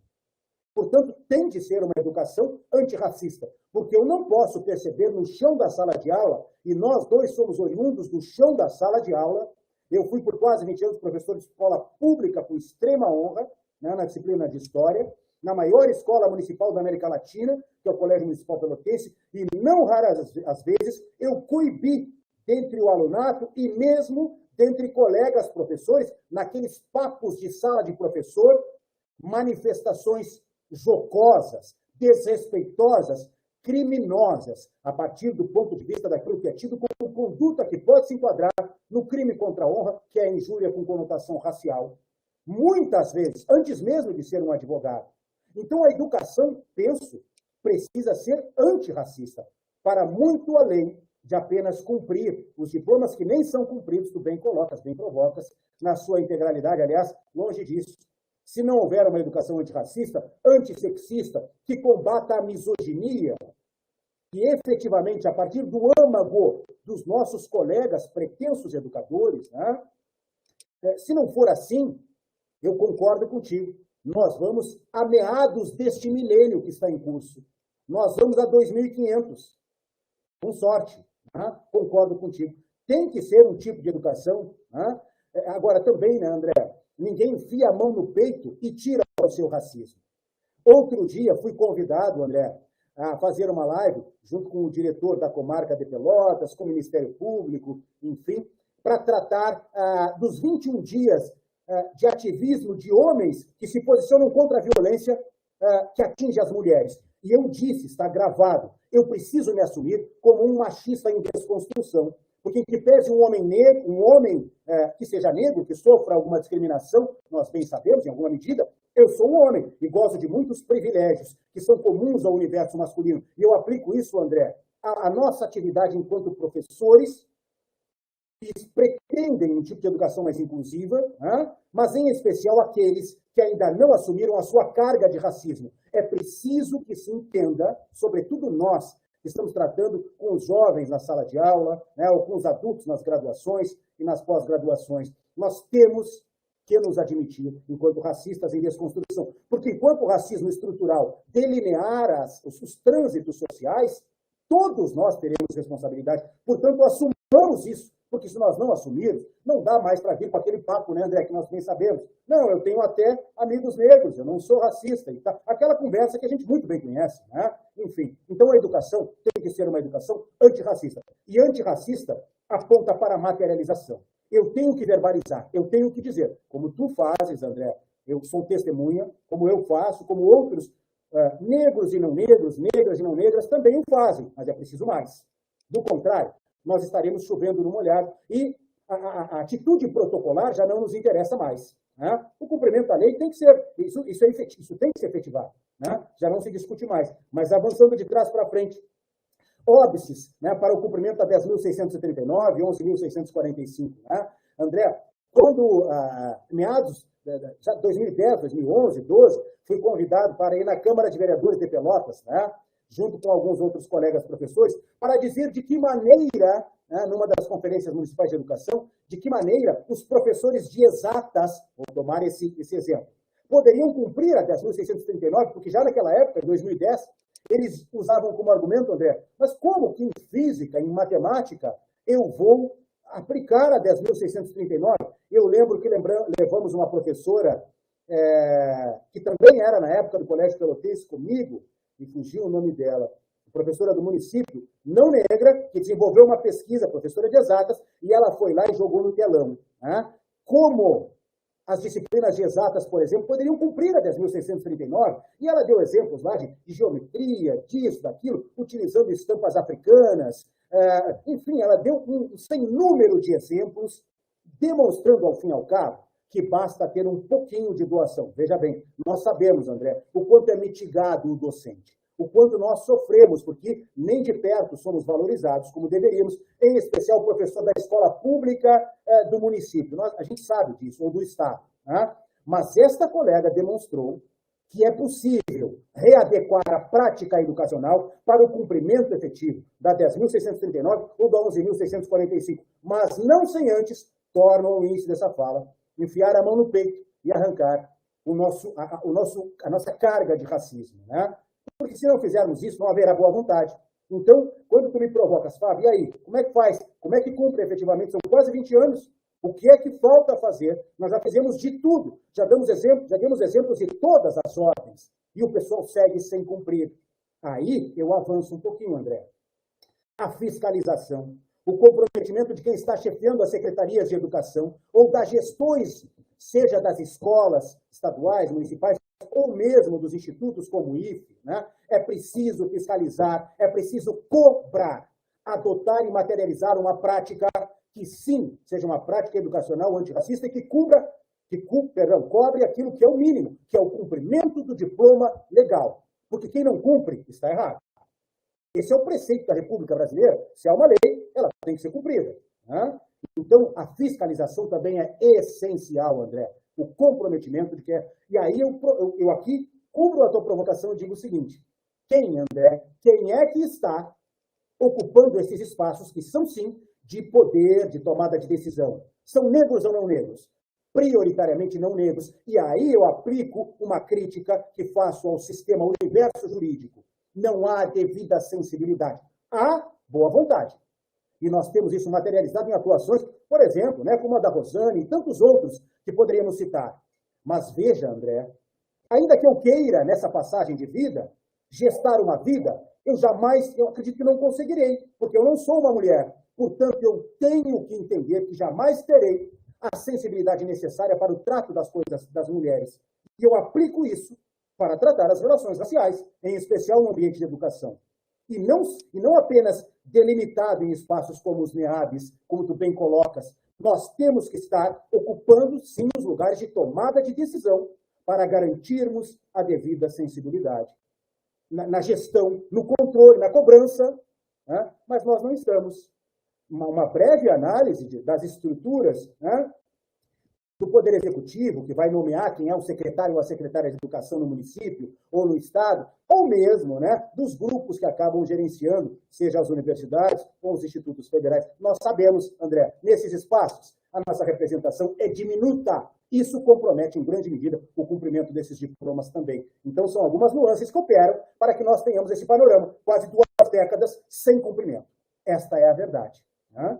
Agora, arrumando, né, para te devolver a palavra, para a permanência que me provocas no início, lá, né? Ora, este é um tema que traz uma tristeza enorme, porque não são raros os casos. E tu sabes, André, eu por longo tempo atuei no núcleo, no NUAD, né, no núcleo de diversidade da Universidade Federal de Pelotas e da FURG também. E, André, não foram poucos casos. Não foram poucos PADs, processos administrativos, que eu acompanhei, até hoje acompanho alguns, não apenas de alunos, mas de docentes negros e negras que também entraram, André, e foram aviltados, esta é a palavra, foram ofendidos, assediados é pouco. E é preciso que os nossos interlocutores compreendam isso. As pessoas utilizam, André, a possibilidade de direcionar, como mencionei brevemente, mas agora aprofundando, uma bolsa de estudo, uma análise de estágio probatório, no caso de docentes, porque quem coordena é um não negro assedioso, né? As pessoas usam desses estratagemas criminosos para, ao fim e ao cabo, dificultarem a permanência, o sentimento de pertencimento daquela aluna, daquele aluno, ou daquele docente, mulher ou homem, negra ou negro, que conseguiu a duras penas, porque nós sabemos, André, o concurso para a docência ou para os técnicos administrativos não é fácil, não. Não é fácil. E o sujeito, quando consegue entrar, ainda tem que passar por isso no mais das vezes. E aí ele adoece mentalmente. Veja, na Universidade Federal de Pelotas, nós temos um percentual significativo de quase 20% de técnicos, André, que estão afastados por problemas psicológicos. E se nós projetarmos, tu bem sabes, isso para o município, principalmente, para o Estado, os dados são muito mais, são majorados, né? Ora, as pessoas adoecem, o alunato adoece. Por quê? Porque desde a convivência na sala de aula, quando há uma situação comum entre os jovens, né, de injúria racial, aquele xingamento, aquela coisa, desde a falta do professor ali que deve coibir veementemente e usar essa oportunidade para educar para a equidade, desde a falta dessa postura até, nós sabemos, o assédio nos colegiados de todas. E a gente sabe que isso é gravíssimo, né? São muitos os processos. Numa outra conversa, a gente pode só analisar isso. Olha, são inacreditáveis, André, as posturas, né? Para que tu tenhas uma ideia, no estrito senso da Universidade Federal de Pelotas, nós temos, casos que inclusive se tornaram públicos, né? De pessoas que abandonaram o doutoramento, André. Abandonaram o doutoramento. É dificílimo chegar num doutoramento, tu bem sabes, eu sei, né? Para negras e negros. Tem pessoas que abandonaram o doutoramento por conta do assédio. André, tu sabes, né? Na área do direito, eu fiz 2 mestrados públicos, né? Nas universidades públicas aqui do Extremo Sul, na Federal de Pelotas e na Federal de Rio Grande. E eu fiz concomitante ao mesmo tempo, né? Os 2. E no primeiro semestre, André, eu cumpri todas as disciplinas obrigatórias dos 2, né? E aí me licenciei das minhas atividades profissionais para me dedicar só a isso. E aí, André, um dia, né, uma pessoa me chamou para um café no início dos meus mestrados, uma pessoa que ocupava cargo de gestão, tá, no PPGD. Mas quem sabe tu já estás lá, por que vai ter 2 diplomas de mestrado? Tu já estás lá, tu é bolsista CAPES, porque eu fui bolsista CAPES nos 2, inclusive, o primeiro ano num, o segundo ano no outro, porque fiquei em primeiro lugar, e aí tive esta oportunidade, né? E houve a tentativa, André, veja, se não é uma pessoa como eu sou, ou se não pega uma pessoa como tu és, o sujeito até abandona. Aí eu disse na ocasião, num café, num posto de gasolina, perto da Faculdade de Direito, eu disse, deixa eu te dizer uma coisa, em 1999, eu pude, inclusive outro dia postei a foto, eu pude entrevistar um rapaz conhecido como Mano Brown. Ele é de um grupo chamado Racionais MC. Eles estavam divulgando um CD na época chamado Sobrevivendo no Inferno. Numa das músicas ele diz, né, ele introduz dizendo que nós temos que fazer 2, 3 vezes mais, enquanto negras ou negros. E é por isso, professora, eu disse na ocasião, que eu não vou declinar. Eu até agradeço a sua preocupação, mas vou fazer os 2 mestrados, e quando eu tiver os 2 diplomas, eu vou lhe mandar aí para ser de feito. Mas veja, André, apenas um exemplo aqui, né, de como operam esses sistemas que nos excluem, que querem nos coagir, que nos assediam. Portanto, finalizando, né, a tua primeira provocação sobre permanência, nós temos que vencer muitas coisas para permanecer. E olha, eu não tenho esse estudo, André, mas é uma ótima provocação de analisarmos, né, já deve certamente existir, o volume de pessoas que entra, qual seja do alunato, né, ou na pós-graduação, ou mesmo nos concursos, e o volume de pessoas que conseguem permanecer. Né? Não é fácil, não é nada fácil. Né? É por isso que nós temos que estar vigilantes. Mas, André, sobretudo, temos que ter pessoas comprometidas, temos que ter negras, temos que ter negros nesses espaços de controle e de supervisão. Do contrário, nós continuaremos, em alguma medida, reféns, ainda que contemos com a boa vontade de parceiros e parceiras não negros. Nós sabemos disso, temos que ocupar espaço. Te devolvo a palavra, André. Perfeito, Fábio. Muito obrigado pelas tuas ponderações. Eu acho que elas são importantes, e principalmente essa parte final de demonstrar a necessidade, né, de que nós precisamos de gestores em políticas públicas que também entendam da questão racial, porque são pessoas pretas e pretos, né? E eu quero passar para a Letícia, ela já tem um questionamento para te fazer. Eu sei que tu tem um horário já que parece estar explorado. Mas vou passar para a Letícia para deixar para o encaminhamento final. E, de novo, te agradecer, Fábio, pela contribuição que traz aqui, e que a gente possa sempre contar contigo e construir, né, nessa militância nossa, que não é só aqui, é na rua, né, Fábio? A gente milita na rua, né? A gente sabe o que é a nossa história, ainda bem, né? É a história da militância de rua, e eu fico muito feliz de poder ombrear contigo essa luta, né? Como eu te digo sempre, eu acho que nós, infelizmente, partiremos para a massa original sem vermos muitas transformações, mas jamais vão dizer que nós não lutamos. Né? Isso é o mais importante. Obrigado por enquanto, meu querido. Eu te agradeço. Né? Fábio, Oi, Letícia.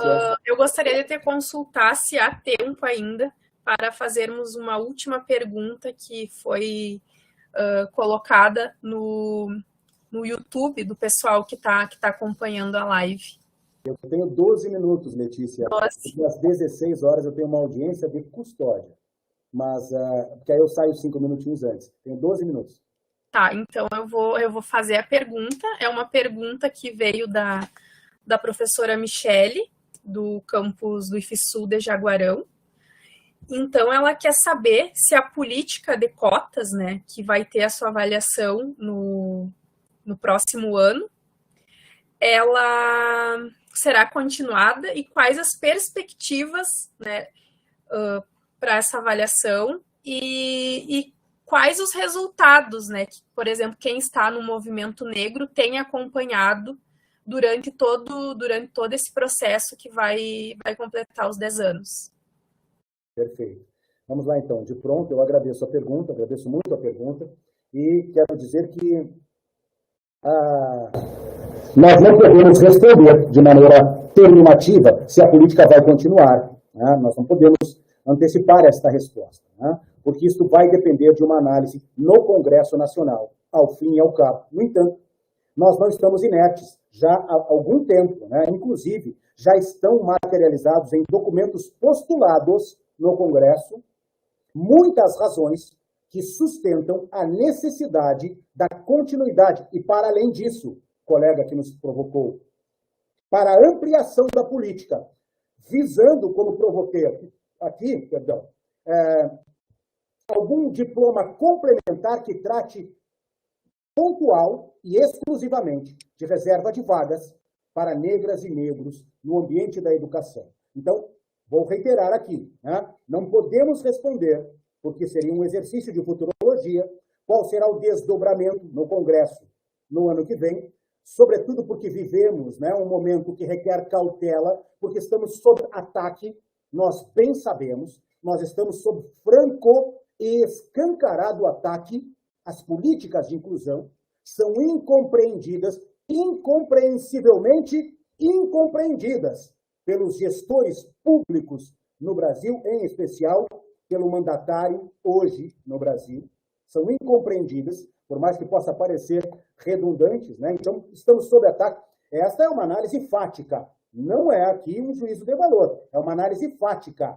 Basta que nós consigamos perceber de que maneira o mandatário atua e os ministros da educação, até agora chefiando a pasta, atuaram, o que disseram, a maneira como se posicionaram. Não há espaço para pensar uma inclusão com as peculiaridades daquilo que requer a comunidade negra no Brasil. Portanto, estamos sob ataque. É uma constatação. E não podemos dizer como o Congresso vai tratar essa questão ao fim e ao cabo. Mas nós, absolutamente, não estamos parados, né? Como eu te disse, nós já nos movimentamos, né? A Coalizão Negra por Direitos, ao Negro e vários outros coletivos, do Frei Davi, a Educafro, né? São alguns dos coletivos, né? Eu acompanho também, faço parte do coletivo da Coalizão, né? Já materializamos manifestações e razões, reitero, de modo a fundamentar a necessidade da permanência e da ampliação da política para o ano que vem, fundamentar, baseado em dados estatísticos, na leitura fundamentada do que está acontecendo no Brasil nos últimos anos, no avanço que não houve das complexidades que consideram muito do que tratamos aqui, né? A permanência, as dificuldades, o assédio, o abandono, seja por parte dos docentes dos institutos federais, nas universidades, enfim. Né? Avançamos, inclusive, para questões que envolvem o ProUni, exigindo que os percentuais por região, por município, né? Percentuais de negras e negros também alcancem o ProUni, como nós lutamos e conseguimos aqui na Universidade Federal de Pelotas, né? Que isso seja obedecido também. Então, uma série de questões. Nós não estamos parados. Agora, não podemos garantir que não sairemos fragilizados a partir daquilo que dirimir o Congresso Nacional. Nós vamos lutar. Né? É indeclinável a necessidade da permanência, né, dessa política. É indeclinável. Né? Nós não temos outra constatação e só uma vontade torpe pode interpretar de outra forma. Agora, eu não me arrisco a dizer que, vivendo, né, o que nós estamos vivendo no Brasil, isso não venha, em alguma medida, a acontecer, ou pelo menos não haja o ânimo. É claro que aí nós vamos buscar as searas legais, nós vamos para o Supremo Tribunal, enfim, nós vamos fazer o que tivermos que fazer do ponto de vista da militância social e também do ponto de vista jurídico. Né? Eu te digo aqui, como quem coordena a Comissão de Igualdade Racial da subseção local, mas que pertence à seccional também, né? Eu sou um conselheiro da Ordem dos Advogados, então posso te dizer que ninguém está parado e desatento a essa questão. Né? Então, é um embate que já estamos tendo pela frente. Né? E olha, colega, pode parecer exagero, mas absolutamente não é. As forças que tentam nos frear, elas são muitas, porque em alguns meios as pessoas não têm papas na língua sequer para materializar o seu racismo. E isso, infelizmente, toca muito também o ambiente educacional, quando deveria ser justamente o contrário. Né? Mas nós não vamos esmorecer, nós somos resilientes e vamos lutar. Muito obrigado pela tua pergunta, pelo teu questionamento. Letícia, vocês conseguem responder a colega? Oi. Só para contribuir com a tua fala, que temos 5 minutos ainda, quando tu fala, né, da importância da decisão, né, do poder da decisão que estão entre os políticos, né, quando tu fala da tua entrevista com o Mano Brown, eu recordo que recentemente ele entrevistou, né, o Fernando Holliday, que é um vereador, né, da cidade de São Paulo, que foi muito bem votado, né, e ele traz, né, ele apresenta o discurso que contrário, né, às cotas étnico-raciais, mas ele traz a defesa das cotas sociais, né. Como que tu vê que esse posicionamento de um político, ainda vereador, né, no estado de São Paulo, pode influenciar a opinião da população, né? Perfeito. Principalmente seus eleitores. Perfeito. Letícia, ótima provocação. eu assisti esta entrevista do podcast, né? Correndo eu de madrugada tenho insônia, eu acabo correndo na esteira de madrugada, enfim, eu dava pulos, eu cheguei a aumentar a velocidade da esteira de tanta ansiedade que senti e queria muito estar ali amparando o Mano Brown naquele momento. Sabe por quê? Porque o equívoco da fala do Fernando Holliday, que só poderia refutar quem conhece de maneira intimista estas questões, e o Mano Brown, que quer seja uma referência para todos nós, né?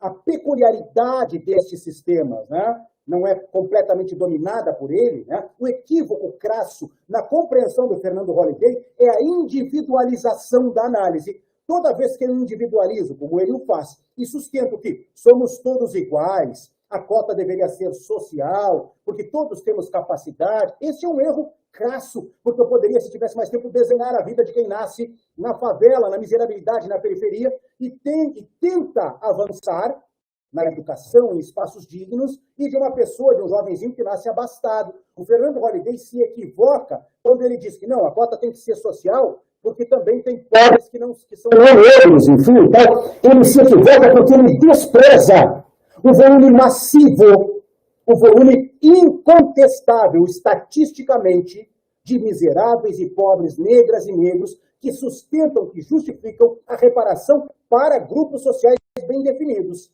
Veja, há um equívoco crasso da compreensão do Fernando Holliday e ele materializa isso num tipo de conversa que o senso comum acaba comprando e vota nele também por isso, né?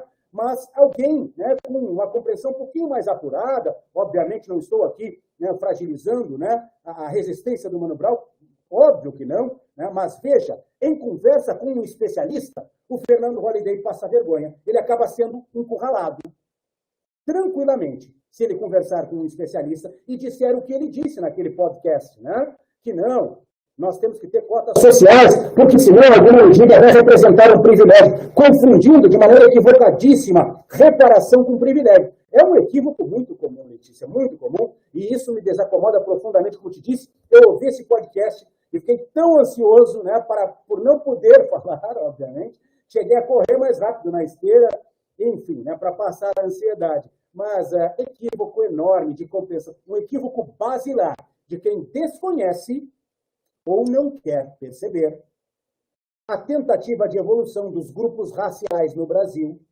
e o panorama do hoje, o panorama estatístico. Não há que se falar em cotas sociais apenas, em detrimento das cotas com recorte racial, enquanto o panorama for tão dispar, enquanto as representações elas tiverem essa diferença abissal em espaços dignos e, ao contrário, enquanto a maior representatividade em espaços funestos for de pessoas pretas ou pardas. Aí justifica-se a reparação. Só não compreende quem não tem boa vontade ou quem desconhece, né, essa temática. O ponto de partida é completamente diferente, Letícia.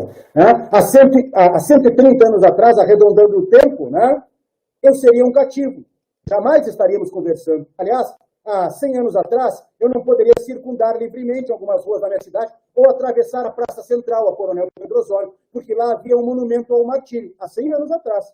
Estamos há 4 gerações do pós-abolição. Muito pouco tempo para que pudesse haver um enquadramento digno do grupo social do qual eu pertenço na sociedade brasileira. E o Fernando Holliday me parece não querer perceber isso, né? Se equivoca profundamente. É frágil a justificativa dele, e uma pena que ele não converse com um especialista de fato. Pode ser que um dia nos encontremos por aí e tenhamos essa oportunidade. Mas é isso, tá? Quero agradecer profundamente, Letícia, essa possibilidade, já aqui trazendo, né, os meus préstimos aí. Quero dizer que são de um valor que não pode ser medido, iniciativas como essa, né? Quero reiterar o abraço no Flávio, na querida Rosane, em ti, Letícia, e em muitas outras pessoas do IF. Há 2 semanas atrás eu estava palestrando para o campus de Camaquã, para o querido... Poxa, ele vai brigar comigo, esqueci o nome dele. Está sempre conversando comigo também. O reitor de lá, o diretor de lá. Thales? Não é o Aires. O Aires estava comigo na mesa mediando. Thales? o Thales Amorim, o Thales querido, e tantos outros, pessoal do Sapiranga, né, que eu pude palestrar lá também. Enfim, eu entendo muito bem a estrutura do IFE, para mim é muito complexo. Para mim é todo mundo IFE. Eu chamo todo mundo de IFE, mas eu sei que tem várias repartições. Então, eu quero, de maneira muito sincera, agradecer essa boa vontade e a forma como me ouvem. Peço escusa por eventual emoção, eu não sei falar se não for de maneira visceral, já é uma dificuldade para mim falar sentado, eu pingo o suor, né, falando, então, se eventualmente, né, a gente se exagera um pouquinho, não é por outra razão, senão pela doação que nós queremos ter a essa contribuição. Muito obrigado, Letícia, André, parceiro de luta, que tenhamos força redobrada, né, André, para seguir nessas questões.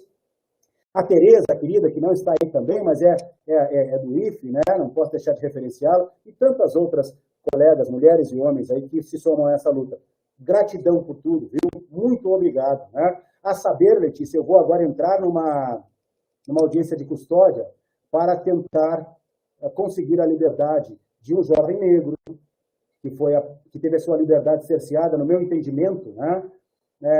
De maneira injusta, um jovem que não teve acesso à educação, que ao fim e ao cabo, André, materializa tudo isso que nós estamos falando.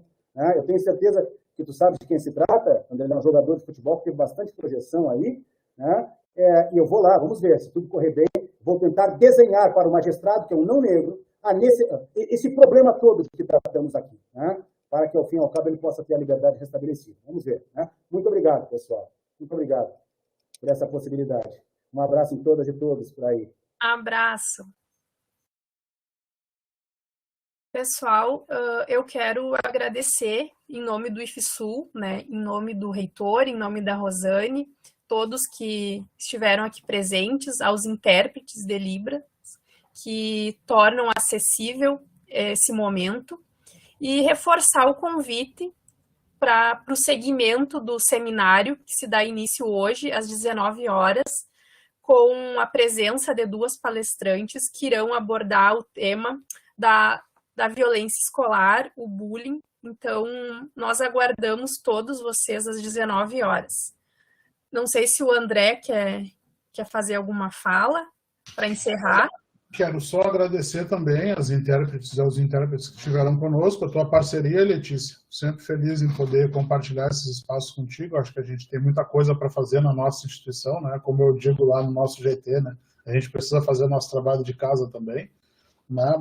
E agradecer as pessoas. E se a gente não se vê mais, desejar a quem nos assiste um bom ano, um final de ano melhor do que foi o de 2020 para 2021. Lembrar que a pandemia não acabou, que nós precisamos tomar todos os cuidados, né? E tomara que 2022 seja um ano melhor, considerando que para as políticas de promoção da igualdade racial será um ano de disputa bastante complicado. É isso, gente. Muito obrigado pela atenção de todas e todos.